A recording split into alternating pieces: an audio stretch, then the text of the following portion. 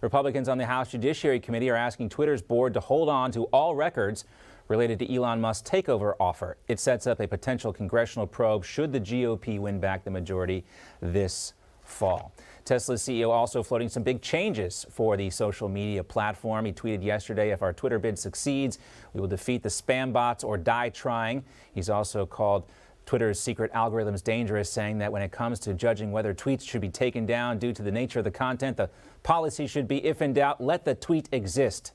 Musk is also in talks with private equity firm Thoma Bravo about partnering on a possible takeover bid. Let's welcome in now Eric Bolling, host of The Balance, here on Newsmax TV. Eric, great to see you. Good to see you guys too. On set. Wow, yeah, beautiful. On set with us. So Elon Musk continues to push here for this takeover. Tell us how this would work with this private equity partnership kind of thing. So when Elon came out with his first offer, $35 billion, he said it's final offer. And anyone you spend any time on Wall Street, I spent 15 years there, it's never your final offer, especially when you want it that badly. Right. And everyone knows he wanted it, and he still does want it badly.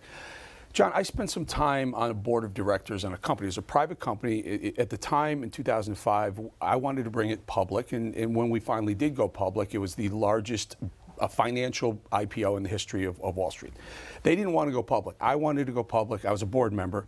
And I pushed, and they said no. And I knew I had the support of the owners, the shareholders. In essence, before we went public, we were the owners. I knew we could unlock a ton of value. So I said, let's do this. The chairman of the board said no. And I said, listen, I'm going to run against you and become the chairman of the board, and I'm going to bring it public, or you do it now. So what happened was he decided to do it. We unlocked a ton of value. My point is this. When you have an influential board member, right. He doesn't have to be the chairman. He's an influential board member. He can make things happen. He can make change in the company. Elon Musk would be exactly that. He said, we will make this a free speech platform. That's why he wanted to be, at first, a big shareholder, and then he wanted to be on the board. And then they said, we're going to play some poison pill stuff with you. He will get what he wants if he's willing to pay for it. We're talking $40 billion, $6 billion, 20 of it's his. The man's worth $250, $300 billion, depending on the price of Tesla stock. This is not a lot of money for him. Here's the wrinkle in this whole game for him. If you take a Wall Street person, I was at a restaurant last night with 5 people from Wall Street in Delray Beach. All of them said, and I agree with them, at $50 billion, it's probably not fiduciarily a smart play. Don't buy Twitter above $50 billion valuation. Elon doesn't care about the valuation. So it doesn't make sense monetarily. He cares about the power. Twitter is very powerful. It's got a massive megaphone. It's a very powerful political tool, and he wants that. He's an egomaniac, and because that's why he's a billionaire. But he wants that megaphone, and he'll get it if he wants it. He's going to overpay for it, though. Let's talk about this, too, because people say even if he does take over Twitter, the problem is that Twitter still uses Jeff Bezos' AWS servers, and that the real path forward to having free speech on social media is doing what Truth Social is doing, and that's building their own data infrastructure, their own data center. What do you think about that? I think it's very difficult to go around AWS, especially with the size of the amount of data you need to run a social media platform like Twitter, Facebook, Instagram, and some of the others. I think Rumble and Truth Social, they're all experimenting with their own back ends, and if they can handle it, maybe there is a way forward. I don't think Bezos would pull Elon Musk from the AWS server to make a point. I doubt that would happen. Yeah, it would obviously look very bad, and there's obviously questions about Jeff Bezos and the influence he has. The irony is that the Washington Post questioned the Elon Musk. You could go to the Department of Justice and say, by the way, this is all political. This is not financial. Why would they be pulling us? I think there's a way around. I think Twitter price will probably be higher, and I think it will change hands at some point. And Elon Musk will. Can you imagine for $50 billion, you bring free speech back to America? That's fantastic. It sounds like a lot, but on the other hand, it doesn't sound. I mean, you can't put a value on free speech. It's a great point. And I guess you watch the stock price, see where it goes, and if investors think it's if he's going to improve it, you watch it go up. John, what happens is the board is doing everything in their power not to let Elon Musk buy the company. They don't want him on the board for the reasons I explained before. So they're doing whatever they can. Musk says, I'm going to go directly to the shareholders. It's called a tender offer, which means he bypasses the board and he gets a group of big influential, big pieces pieces of shares, and if he can get 50% of the shares plus one, he will have a controlling interest in Twitter and get exactly what he wants. He'll put himself on the board. It's a way to go about it. It costs him a lot more money to do it that way and a lot more work. But I think if he really, really wants it, and I think he does, he'll end up getting it at some point.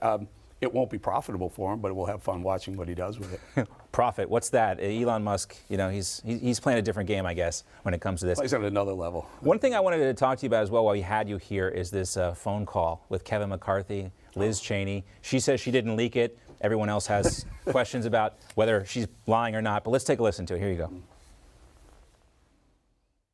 Are you hearing that he might resign? Is there any reason to think that might happen? I've had some few discussions. My gut tells me no. I'm seriously thinking of having that conversation with him tonight. Now, I don't know, if you listen to this, you kind of read between the lines there. It almost sounds as if Kevin McCarthy's typing an email while he's talking to Liz Cheney, like he's not really engaged in the conversation. I also think this makes Liz Cheney sound worse than Kevin McCarthy. She's the one, one of two Republicans on this committee. And if it were so bad, why is it only now coming out in timing with this book that's about to be released? Yeah, Liz Cheney, I mean, we want to talk about, she's not even a Republican name only. She's not a rhino. She's just she's on her own agenda. She's just straight up liberal, anti-Trumper. And that her whole agenda is take down Trump at any cost, and she's going to pay the price for it come November. I hate that. I hate when people, you want to imagine if everything you ever said was recorded and then someone leaked it. It's becoming so crazy. I mean, McCarthy got himself kind of hung up by saying a couple other things he didn't say, and then MSNBC plays him, and now he's kind of in the crosshair. The bottom line is, we're in an age where you just can't say anything to anyone unless you're ready for it to be publicized. Liz Cheney and Kinzinger, rightly so, will probably be out of Congress in a couple of months. So. Yeah. Good for them. Goodbye. When your whole entire agenda is just taking down one person and anybody associated with that person, they have the media to do that, don't they? Don't they have CNN, MS? Well, the problem is now NBC, CBS. The problem is now nobody's buying that crap from the media. Right. They're not, and so they're trying all trites. A desperate. Well, that's a tease, I think. A segue. I got Disney in the crosshair. I got Netflix. We got a little HBO, Apple. All of them. We're going to show how go woke, go broke. It's not working for them. Well, I'm really feeling for Michelle and Barack Obama. They're building those 2 waterfront houses. Can I just say something about that, though? How about Spotify being smart? They see what's happening at Netflix, the hemorrhaging of the Netflix stock because they went woke and went broke, and Spotify gets in front of it and says, no more Obamas. You know why I like this, Eric? Because Spotify did this because the Obamas did not show up to work. Bottom line, they did not show up for their scheduled appearances. And, I mean, come on. John, they're too busy running the country. They're too busy. The shadow government. The puppeteers. All right, Eric, we'll see you today at 4 p.m. 4 o'clock. On The Balance. Across the hall.